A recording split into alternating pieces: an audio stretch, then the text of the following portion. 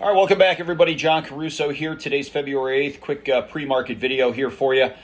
Taking a look around the board, I see a lot of red on the board here this morning. Notably in the stock indexes, we do have the S&P trading back along 1470, roughly unchanged to lower on the day. We do have the NASDAQ sitting around 14.5 right now. Largely continue to maintain our bearish view on the indexes from here. When I take a look at the indexes, I'm just not staring at what price action is doing in the broader indexes. I'm also following what price action is doing in the volatility components of those markets. And right now, we've got a heck of a lot more upside, we think, in volatility in the very near term than downside from here. So I don't know what the catalyst would be to see market volatility actually break down and break back to bearish trend at the moment. Obviously, geopolitical tensions are sky high. You've got a lot of pin action type trading happening in mega cap tech as well. So we remain largely bears here over the very near term.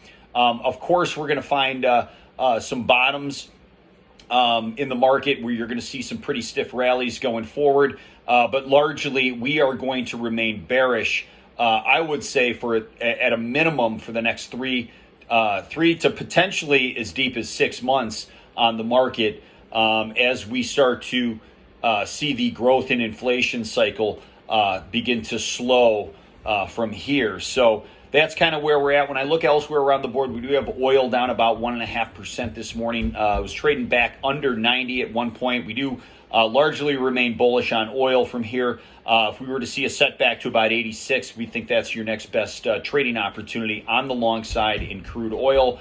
We do have the dollar up a little bit right now, up 25 basis points. Gold is hanging right around the upper half of yesterday's range, sitting around 1823 right now. I do have some upside left in gold here, but we are at kind of this regression line in gold.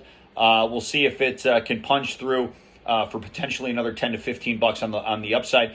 Gold and silver largely in a trading range right now. And what's going to assist them in breaking out of that trading range is if, in my opinion, if we see some more deeper correction in the equity markets going forward and the Fed is actually forced to pivot into a position from very hawkish to potentially less hawkish to even dovish, I think that's when gold and silver can really gain some further fervor on the upside. But until that happens, and of course, gold likes falling interest rates, falling yields. So if you do get that hawkish to less hawkish or even dovish pivot by the Fed, you start seeing interest rates roll backwards. That's what really gets gold and silver moving on the upside. And we could still be several months away from that. Obviously, the Fed has a major problem in terms of inflation. So it's Main Street versus Wall Street right now. Fed is siding with Main Street. They're trying to bring that headline CPI number down about that's at over 7% right now. If they can bring that in a little bit with their hawkishness, and of course we're going to see a 25 basis point rate hike at a minimum going forward, and that alleviates some of the inflation pressure. That is when you could start to see that pivot by the Fed.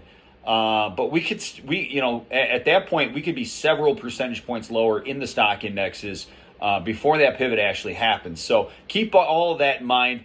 If you have any questions, feel free to leave a comment in the comment section. I'd be more than happy to get back to you. Best of luck to you out there. We'll catch you next time.